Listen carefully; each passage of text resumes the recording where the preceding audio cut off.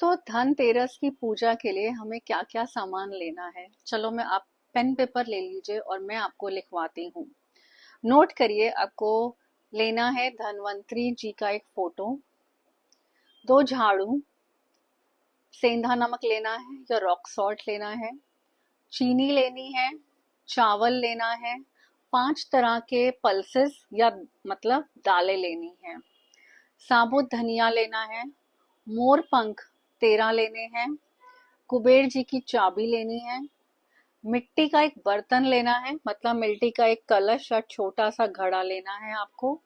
Copy और pen, अगर आप स्टूडेंट हैं या फिर आप कुछ पढ़ने लिखने का काम करते हैं या आपकी बिजनेस में या कहीं कुछ काम में कॉपी पेन का इस्तेमाल होता है तो आपको कॉपी और पेन लेना है। और आपको एक पौधा गिलोय का लेना है, तुलसी का लेना है। गिलोय और तुलसी में से किसी का भी पौधा आप ले सकते हैं। इसके अलावा आपको एक चौकी लेनी है और इस चौकी के ऊपर कोई सा भी आप कपड़ा बिछा सकते हैं, पर ये ध्यान रहे कि वो कपड़ा ब्लैक या ब्लू कलर का नहीं होना चाहिए। प्रेफरेबली अगर आप वो चौकी नॉर्थ ईस्ट में रखते हैं तो लाइट कलर का होना चाहिए या येलो कलर का होना चाहिए। अगर आप वो चौकी साउथ ईस्ट में रखते हैं तो वो रेड कलर का होना चाहिए।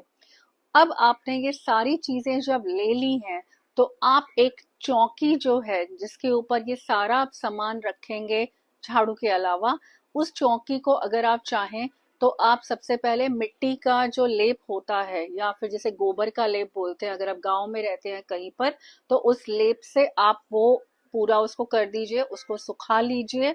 और उसके बाद पहले हम धन्वंतरी जी की फोटो जो है उसके ऊपर रखेंगे, उस चौकी के ऊपर लेप जब सूख जाएगा कपड़ा लगाकर धन्वंतरी जी की फोटो रखेंगे।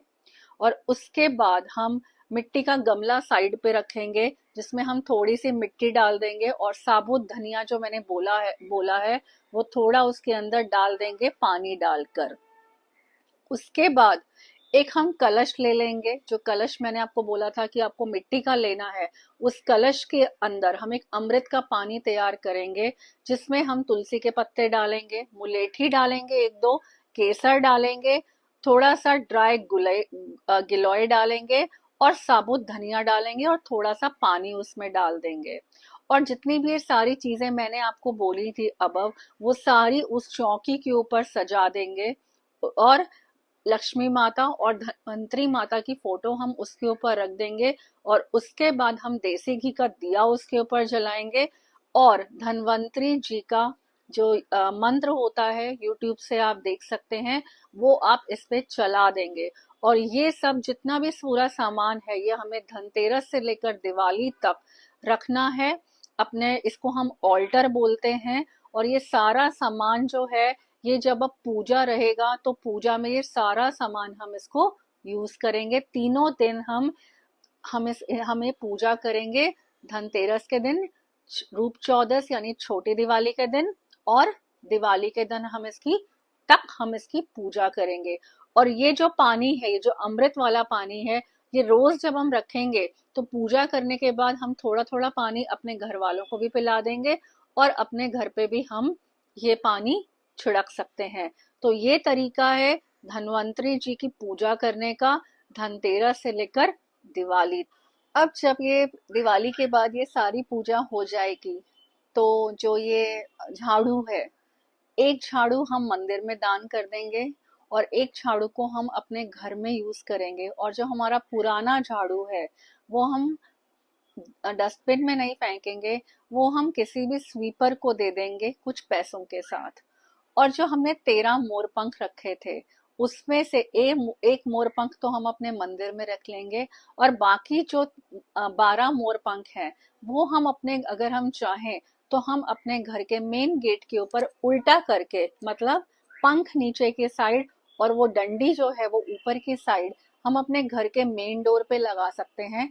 क्योंकि वो नजर प्रोटेक्शन का एक बहुत बड़ा एक कारक होता है कि हमारे घर में नजर नहीं लगती है। और जो आपने कलश में साबुत धनिया उगाया था, वो 10-12 दिन आप थोड़ा पानी वगैरह डालिए तो वो धनिया जो है वो निकल आएगा। वो धनिया को आप घर में यूज कर सकते हैं।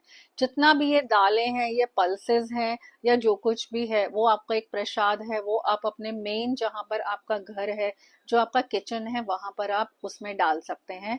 और ये जो धन्वंतरी जी की फोटो है और लक्ष्मी माता की फोटो है, ये आप अपने मंदिर में लगा सकते हैं। तो इस तरीके से, और ये जो कुबेर चाबी है, वो आप जब लक्ष्मी माता की पोटली बनती है, ये उसमें जाएगी।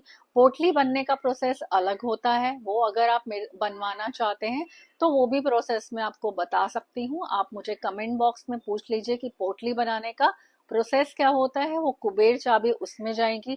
तो ये जितनी भी सारी की सारी चीजें हैं, ये पूजा के बाद यूज होगी। और अमृत का पानी तो मैंने